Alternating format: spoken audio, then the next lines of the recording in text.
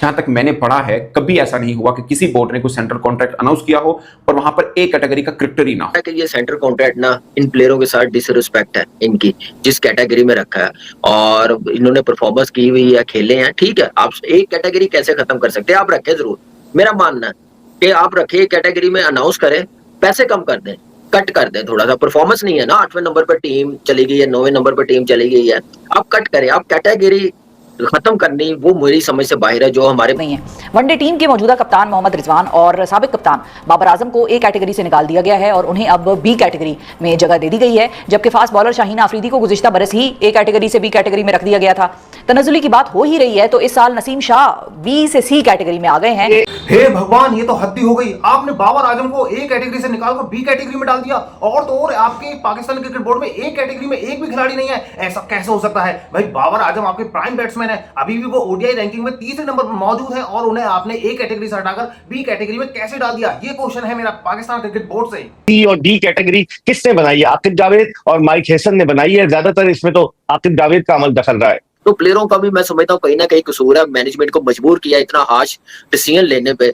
तो अब क्या कह सकते हैं, दोनों तरफ इक्वली आप कह सकते हैं प्रॉब्लम है। और कौन बेहतर करेगा, किसने सोचना है, मैनेजमेंट को कौन सोचेगा, उनकी परफॉर्मेंस क्या है, उनसे कौन रिजाइन लेगा? ये इस बात का भ्रमला इतराफ है कि हमारे पास ए कैटेगरी का कोई भी प्लेयर नहीं है। और मजे की बात है, बी कैटेगरी में सबको एक ही लकड़ी से हाँक दिया गया है। क्या हसन अली बी कैटेगरी में रिजवान, बाबर, शाहीन शाह अफरीदी के साथ आते हैं? समझ में नहीं। What about Mohammad Rizwan? अच्छा, मतलब उनकी क्या वाइट बॉल के डेज आर ओवर? मैं अब उस तरफ आने लगा। हाँ, आप वो वाहिद क्रिकेट बोर्ड है जो अपना तमस्कुर खुद उड़वाता है, क्योंकि टेक्निकल वनडे के कप्तान हैं, T20 के नहीं है। आपकी पाकिस्तान टीम के ये हालात हैं कि जो टेस्ट क्रिकेट का कप्तान है उसकी टेस्ट क्रिकेट में जगह नहीं बनती, जो वनडे इंटरनेशनल का कप्तान है उसकी वनडे इंटरनेशनल में जगह नहीं बनती, जो T20 का कप्तान है वो कंप्लीटली इररिलेवेंट है उस फॉर्मेट से। देख रहा हूं कि ए कैटेगरी के काबिल कोई भी नहीं है खिलाड़ी। इसका मतलब यह है कि पाकिस्तान क्रिकेट जवाल की तरफ गामजन है। यही तो मैं समझना चाह रहा हूं आपसे।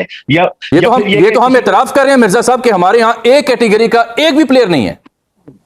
हम यही पैसे 25%, 50% इंक्रीज करेंगे जब आप इस नंबर पर टीम ले आएंगे, जीतेंगे आप बड़ी टीमों से। तो ऐसा होना चाहिए। ये करना मुझे लग रहा है कि मैनेजमेंट का माइंडसेट ना कहीं और है।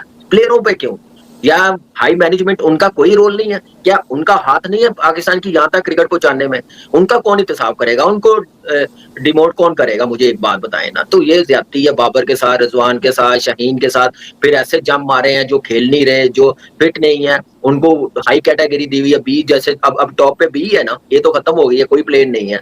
तो मुझे समझ नहीं आई क्या माइंडसेट के साथ सेंटर कॉन्ट्रैक्ट अनाउंस किया। और मुझे लग रहा है जैसे टीम एशिया कप की अनाउंस की है ना, बगैर सोचे समझे, आगे का सोच के, इवेंट का सोच के ऐसे सेंटर कॉन्ट्रैक्ट अनाउंस किया। तो मेरे ख्याल से ये प्लेयरों को टॉप कैटेगरी देनी चाहिए थे 4-5। और बी में जैसे शादाब कमबैक किया, कोई इतनी बड़ी परफॉर्मेंस नहीं है, बी में रखा। हसन अली आया, कमबैक किया, एक मैच में अच्छी परफॉर्मेंस की। सीनियर अपनी जगह, जिसका कमबैक होता है एकदम से जंप नहीं मारता।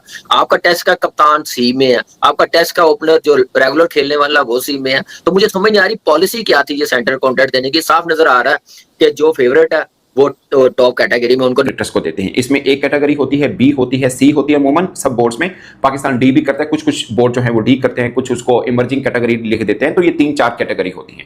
उसमें नंबर 1 ए होती है जिसमें सबसे ज्यादा तनख्वाह दी जाती है। तो पाकिस्तान क्रिकेट बोर्ड ने अब जो सेंट्रल कॉन्ट्रैक्ट अनाउंस किया है उसमें ए कैटेगरी रखी नहीं है, यानी कोई एक क्रिकेटर भी ऐसा नहीं है जिसकी साल भर में परफॉर्मेंस अच्छी हो। ये बेसिकली परफॉर्मेंस बेस्ड सैलरी होती है जिसका रिव्यू किया जाता है हर साल में जिसकी अच्छी परफॉर्मेंस रही हो और आइंदा साल के लिए जो पाकिस्तान टीम के लिए के काम आ सकता हो। बेसिकली ये उस बेस के ऊपर सेंट्रल कॉन्ट्रैक्ट अनाउंस होता है। मैं जब से कवर कर रहा हूं, जब से मैं सेंट्रल कॉन्ट्रैक्ट पाकिस्तान का देख रहा हूं, कभी ऐसा नहीं हुआ कि कोई एक क्रिकेटर भी एक कैटेगरी में ना हो। दोस्तों, पाकिस्तान क्रिकेट भी कुछ ना कुछ करके हर दिन सुर्खियों में बना ही रहता है।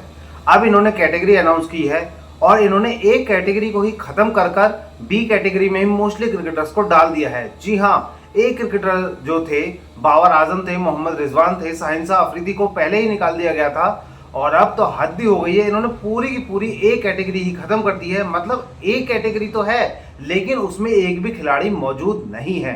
भाई, आपके जो बेस्ट क्रिकेटर थे वो थे बाबर आजम, रिजवान, शाहीन शाह अफरीदी। तो ये तो डिजर्व करते थे 4 जिसमें मैक्सिमम सैलरी दी जाती। कभी ऐसा नहीं हुआ, ये फर्स्ट टाइम हुआ। और मैंने दुनिया भर के बोर्ड के भी जो सेंट्रल कॉन्ट्रैक्ट अनाउंस होता है, जहां तक मैंने पढ़ा है, कभी ऐसा नहीं हुआ कि किसी बोर्ड ने कोई सेंट्रल कॉन्ट्रैक्ट अनाउंस किया हो और वहां पर ए कैटेगरी का क्रिकेटर ही ना हो। अमूमन ऐसा होता है जो तीनों फॉर्मेट खेलता है, टेस्ट, वनडे, टी20, तीनों फॉर्मेट जो क्रिकेटर खेलता हो उसको एक कैटेगरी में शामिल किया जाता है, यानी मैक्सिमम सैलरी उसको दी जाती है। और इसलिए भी रखा जाता है कि वो क्रिकेटर बहुत अहम है। जैसे मिसाल के तौर पर रिजवान है, अब अगर वो टी20 नहीं खेलते बट वनडे, टी20, टेस्ट, या पहले बाबर, रिजवान, शहीन, ये तीन वो क्रिकेटर थे, नसीम शाह भी टू सम एक्सटेंट, जो आपके तीनों कैटेगरी में होते थे। तो पाकिस्तान क्रिकेट बोर्ड ने कहा कि इस दफा कोई एक क्रिकेटर भी ऐसा नहीं है जो एक कैटेगरी के अंदर शामिल हो। अब आप इन क्रिकेटर्स का पे स्केल घटा सकते थे, लेकिन इन्हें एक कैटेगरी में रखना चाहिए था। लेकिन पाकिस्तान क्रिकेट बोर्ड भी कुछ अलग ही है, जिन्होंने ए कैटेगरी में एक भी क्रिकेटर नहीं रखा और बी, सी, डी कैटेगरी में सारे के सारे क्रिकेटर झोंक दिए हैं। जी हां, हसन अली जो बी कैटेगरी में डिजर्व नहीं करते, उन्हें भी बाबर आजम और रिजवान और शाहीन शाह अफरीदी के साथ रख दिया है। तो ये जो पाकिस्तान क्रिकेट है कुछ अलग ही करने के लिए जाना जाता है और हमेशा सुर्खियों में बना रहता है। हालांकि ये बाबर आजम के साथ भी गलत हुआ है, क्योंकि चाहे कुछ भी हो, उनका जो स्कोर है या उनका जो स्ट्राइक रेट है, चलो उसको हम मानते हैं कि वो आजकल इतना अच्छा नहीं खेल रहे हैं, लेकिन अब भी वो आपके प्राइम बैट्समैन है। उनसे ऊपर बैट्समैन अभी भी पाकिस्तान क्रिकेट में कोई नहीं है जो उनकी एवरेज चल रही है। वो अभी भी जो ओडीआई की रैंकिंग है उसमें तीसरे नंबर पर मौजूद है, और अगर कोई विश्व क्रिकेट में तीसरे नंबर पर है तो वो ए कैटेगरी डिजर्व करता है। तो हमारा मानना तो यही है, हम एज ए इंडियन भी यही कहते हैं कि बाबर आजम को ए कैटेगरी में रखना चाहिए था। हालांकि ए कैटेगरी में पाकिस्तानी क्रिकेट बोर्ड ने हद ही कर दी, किसी भी क्रिकेटर को नहीं रखा है। मतलब क्या आपके पास टैलेंट नहीं बचा है? इन क्रिकेटर्स को क्या क्या तनख्वाह मिलेगी वो भी मैं आपको बताऊंगा। जो पाकिस्तान क्रिकेट बोर्ड ने ऑफिशियली अनाउंस की है वो मैं आपको बता देता हूं कि 30 क्रिकेटर ऐसे हैं जिनको सेंट्रल कॉन्ट्रैक्ट दिए जा रहे हैं, और ये बी, सी और डी लेवल पर रखा गया है। 10-10 क्रिकेटर इसमें शामिल किया गया है। What about Mohammad Rizwan? अच्छा, मतलब उनकी क्या वाइट बॉल के डेज आर ओवर? मैं अब उस तरफ आने लगा हूं। हाँ, आप वो वाहिद क्रिकेट बोर्ड है जो अपना तमस्खुर खुद उड़वाता है, क्योंकि टेक्निकल वनडे के कप्तान हैं, आपने टी20 के नहीं है। आपकी पाकिस्तान टीम के ये हालात हैं कि जो टेस्ट क्रिकेट का कप्तान है उसकी टेस्ट क्रिकेट में जगह नहीं बनती, जो वनडे इंटरनेशनल का कप्तान है उसकी वनडे इंटरनेशनल में जगह नहीं बनती, जो टी20 का कप्तान है वो कंप्लीटली इररिलेवेंट है उस फॉर्मेट से।